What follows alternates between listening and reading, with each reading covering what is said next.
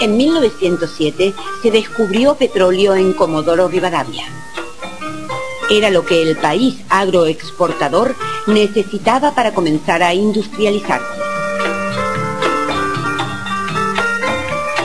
Con los años, la voluntad de conseguirlo se traduciría en la creación de YPF, cuya figura emblemática sería sin duda el general Mosconi.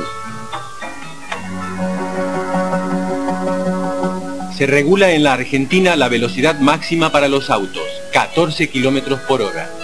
Un levantamiento campesino en Romaña se salda con 11.000 muertos. En Bengala, los hindúes se rebelan contra los británicos. En China se inaugura el rally automovilístico de 13.000 kilómetros entre Pekín y París.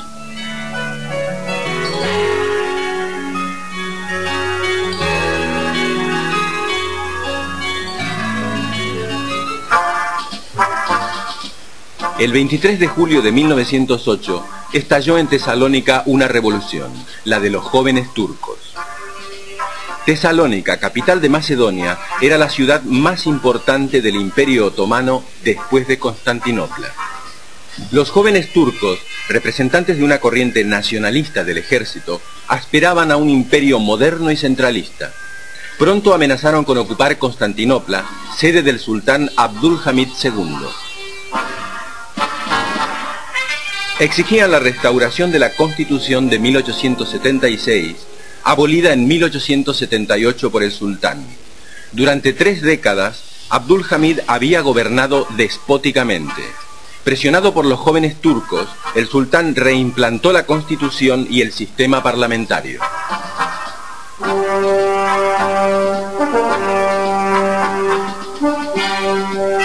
Los cambios políticos en Constantinopla inquietaron al emperador austríaco Francisco José. Viena vio amenazados sus intereses en los Balcanes, sobre todo en Bosnia y Herzegovina.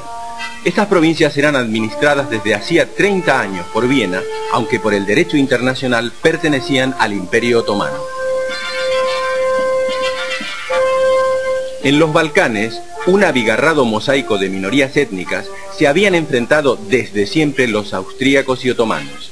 En octubre de 1908, Francisco José procedió a ocupar Bosnia y Herzegovina. Se desató una oleada de levantamientos nacionalistas. Respaldada por Viena, la provincia autónoma de Creta se separó del Imperio Otomano. Lo mismo hizo Bulgaria, que se constituyó en reino independiente. La crisis se generalizó. La reconversión constitucional de Abdülhamid convenció a pocos. En 1909, los sectores conservadores del ejército dieron un golpe y destituyeron al sultán. Le sucedió su hermano Mehmed V, pero el poder real estaba en manos de los jóvenes turcos. En ellos confiaba la minoría cristiana, hasta entonces despojada de derechos políticos. Sin embargo, los jóvenes turcos, marcadamente nacionalistas, resultaron más intolerantes con las minorías que el régimen anterior. Las reivindicaciones de los armenios, búlgaros y macedonios fueron reprimidas salvajemente. En 9 meses, más de 1,5 millones de armenios fueron exterminados. Sin embargo, la política genocida no afianzó el poder otomano en el sudeste europeo. Al contrario, el viejo imperio de la Media Luna comenzó a desintegrarse.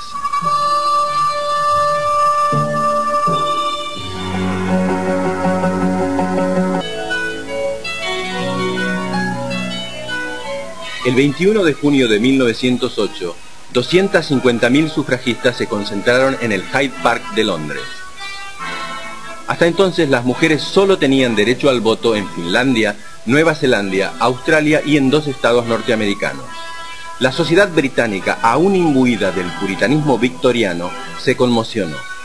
Desde mediados del siglo XIX, diversas asociaciones femeninas venían reclamando los derechos civiles, pero todas sus peticiones a la Cámara Baja morían en los cajones.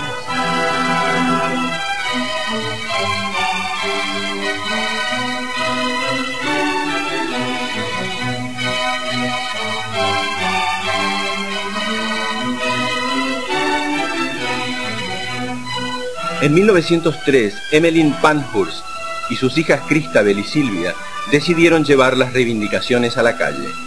fundaron en Manchester una asociación radical de sufragistas, la Unión Social y Política de las Mujeres. La asociación se convirtió pronto en una organización de masas que aglutinaba a mujeres de distintos sectores sociales. En 1905, con la llegada de los liberales al gobierno, las sufragistas abrigaron grandes expectativas, pero la esperanza no les duró mucho. Presionados por los conservadores, los liberales tampoco aprobaron el voto femenino. Emmeline Pankhurst decidió intensificar la lucha. Las sufragistas optaron por la acción directa. Las activistas interrumpían las sesiones de la Cámara Baja, enfrentaban a la policía, apedreaban edificios públicos y provocaban incendios.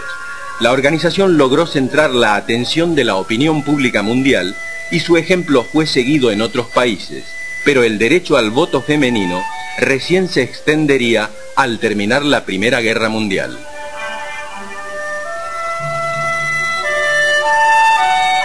Durante la contienda, las mujeres debieron realizar tareas hasta entonces reservadas para los hombres.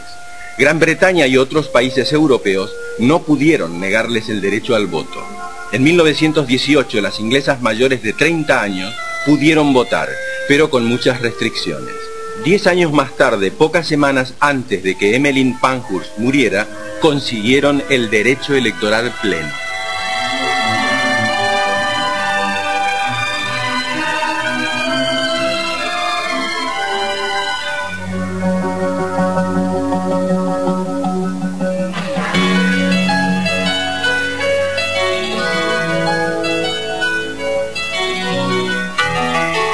El coronel Ramón L. Falcón, jefe de policía, avanzaba por la avenida Quintana. Era el mediodía del 14 de diciembre de 1909. Antes de Callao, alguien se abalanzó sobre su carruaje y le arrojó una bomba. Falcón y su secretario volaron por los aires.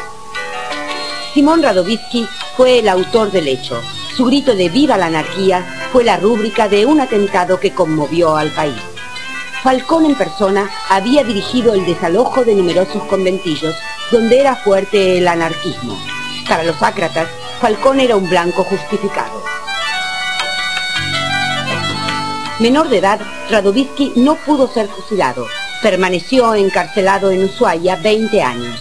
Indultado por Irigoyen, en 1929 se exiló en México.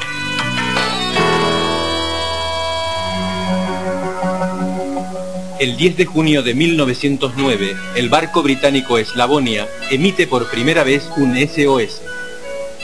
Japón se apodera de Corea.